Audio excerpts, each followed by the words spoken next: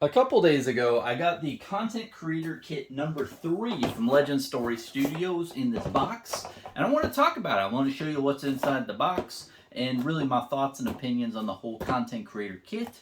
And then I want to go into a discussion about merchandise with Legend Story Studios, and because we haven't really seen too much of it for Flesh and Blood, and it does seem to appear like we're going to see more of it in the not so distant future. So that's going to be a discussion. So this is the Content Creator Kit number 3. So I've received 2 other ones from Legend Story Studios. This is the 3rd.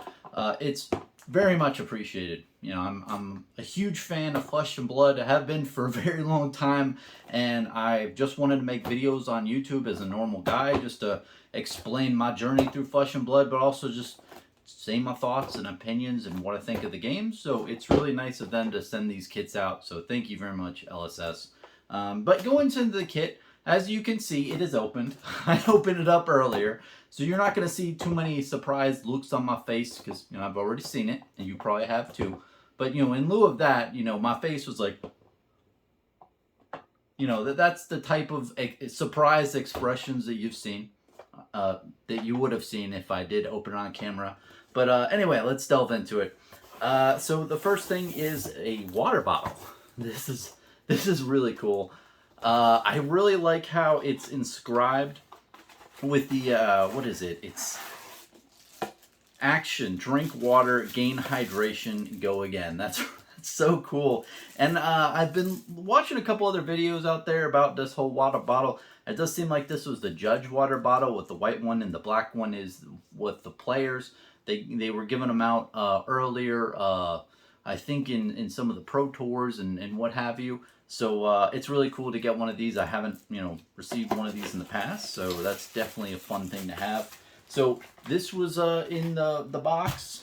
We also got a big BCW type-esque box. It's not BCW, I guess it's just some other printing type of thing. And I really like what they did with this. This is probably my favorite Content Creator Kit appreciation kit so far. It has a ton of stuff. I really like the dice. Let me bring them out for you. So we got the attack dice, we got the resource dice, and you got the defense token dice for your armor. So this is the armor dice. You got the resource dice, and then the attack dice. And what's really nice about this, I didn't understand at first, but I think I was listening to a couple of different content creators. I think Saint from the Fable Hunters. He said this is perfect for if you're streaming games and showing games off. And I thought, oh, yeah, that's exactly what this is for. So I thought that was really cool that they gave this so you could make content with these materials. It's like, here you go. Here's materials to make content. And I believe it gave you a good amount of dice for just 2 players. So you got 2 resource dice, and then you got 2 attack dice, which makes sense. You probably only need these on whoever's attacking turn. And then you've got, I believe, 4 of the armor dice, which you could each player can have 2 respectively. So I thought that was really cool. That was really nice.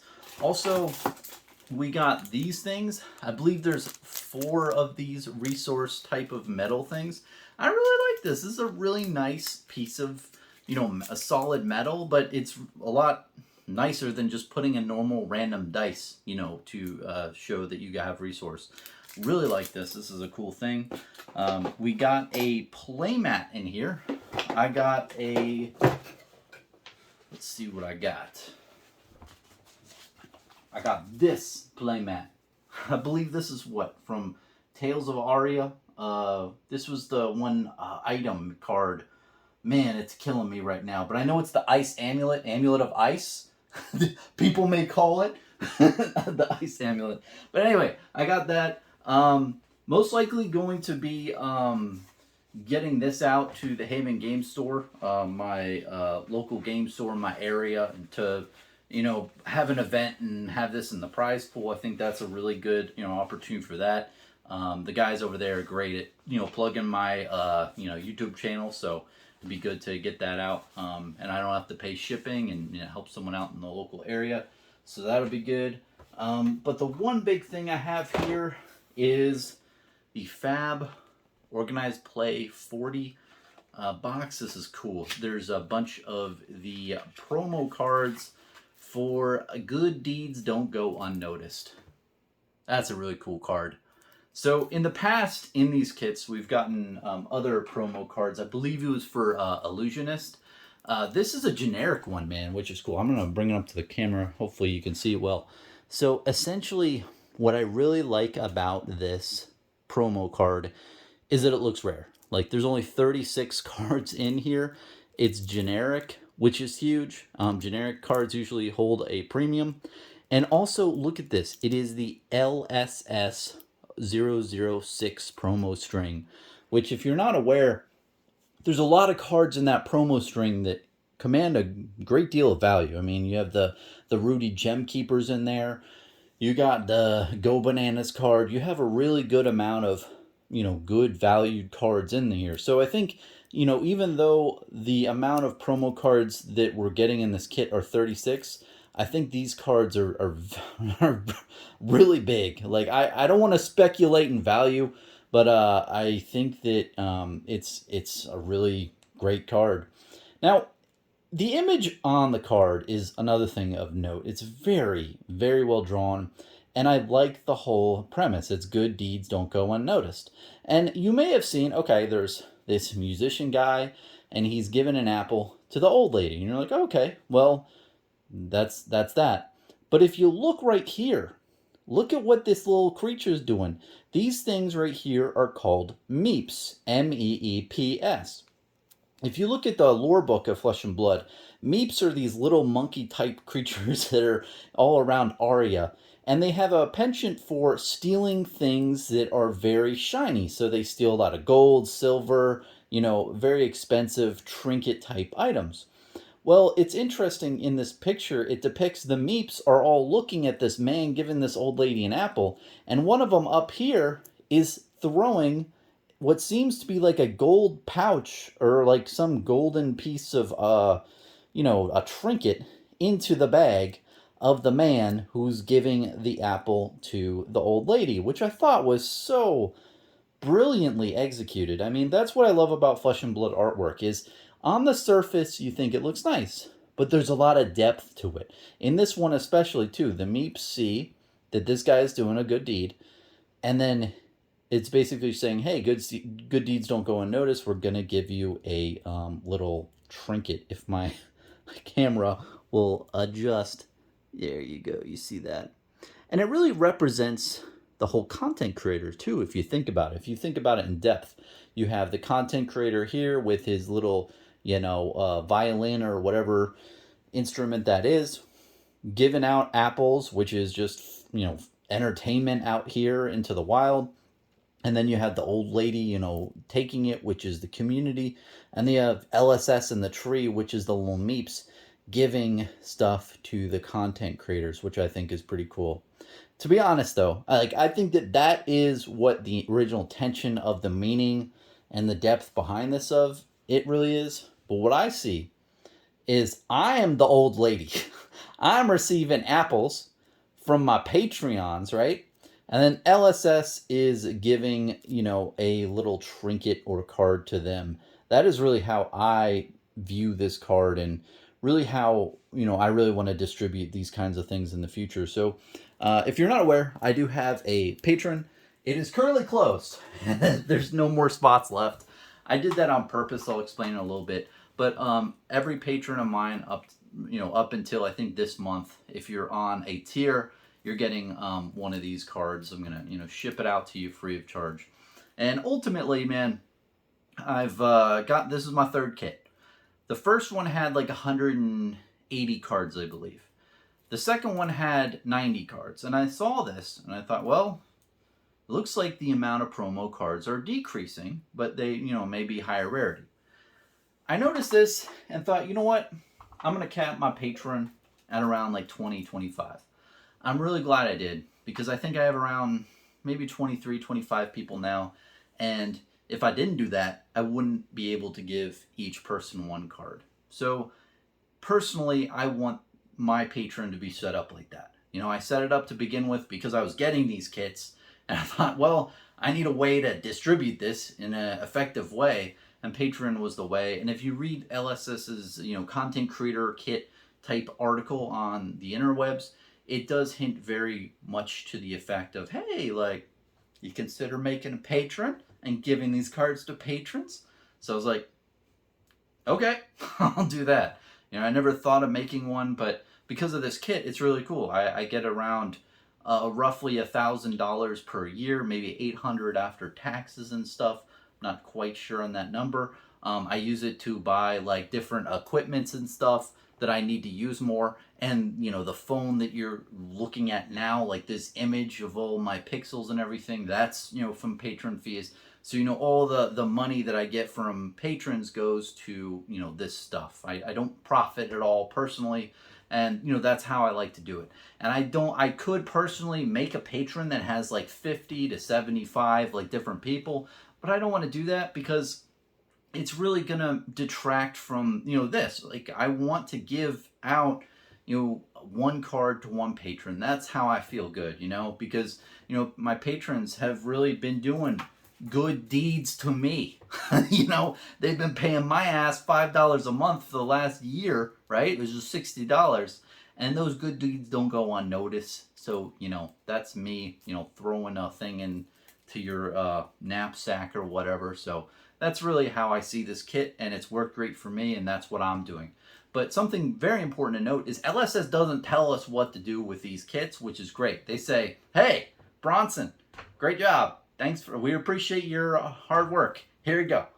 Do whatever you want. So it's nice how you get autonomy and just, you can do whatever you want with the kits.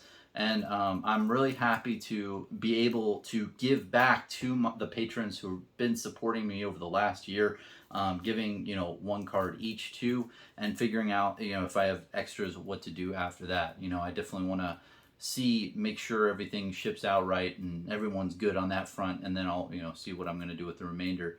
But yeah, that's basically this whole type of kit in a nutshell, which was really cool. You got these content creator appreciation cards to give to patrons, or that I'm personally going to give to patrons. We got this playmat, Anvil Advice. You got the dice and the resource counter, which are really cool. And then we got the water bottle, which is really nice. I really wanted one when it came out, but I didn't have a chance to grab one. So, this is perfect. So, again, I just want to give a big shout out to Legend Story Studios and appreciate, hey, thanks so much for giving me this kit. I'm a normal guy, big fan. I love the game, and I really appreciate getting this stuff so I can, give back to the patrons who are supporting me. It's a great system you guys are doing.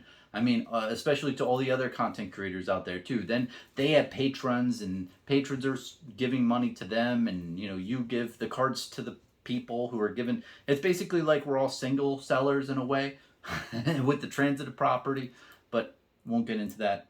So that really wraps up the whole creator kit. Now I want to talk about merchandising.